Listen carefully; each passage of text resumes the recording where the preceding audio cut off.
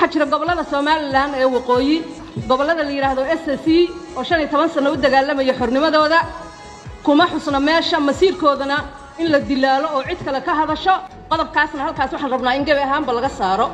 Soomaaliland wada hadaladeeda ilaa ay timaado oo laga wada hadlana dastuur wax lagu qorayaa ma jirto ninkii caafimaad ku qaaday iyo kii xanuun ku qaadayba marka Soomaaliland la soo hadal qaadaya xanuun laga qaaday Soomaaliland anaga matala anaga u joogna ninkii dhibsanayo hadda ku celinay Soomaaliland waa jirtaa magaceeda jirta anagana u joogna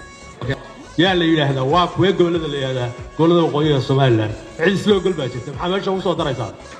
khalad weey Soomaaliya hadii reer dastuur loogu sameeyo waa wax kale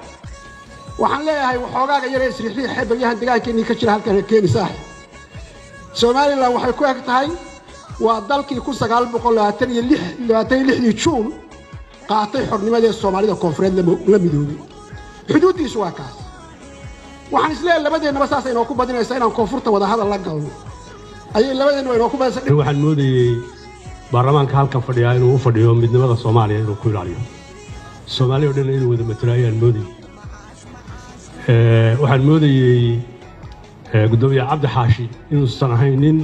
meel cidlaa iska fadhiyo oo 10 sanadood kursi iskaga fadhiyo oo cid ku metelin inuu Soomaaliya matalo ayaan anigu moodayay oo haystay الله كل إسكاب شوط waxaan moodayay xildhibaanada halka jooga inay matalaan deegaanada ay ka yimaadeen haddii sidaa ay tahay oo aanay cidina cid matalin waxaan u sheegayaa guddiga dib-u-eegista dastuurka laba qodob inaad ku dartaan maqaamka ku dartaan Puntland madasha waa ka maqan tahay dastuurkeeduna wuxuu u ogol yahay inay Soomaaliya gaar uga go'do haddii fahmi weydo ku soo dara ilaa iyo inta iyaduna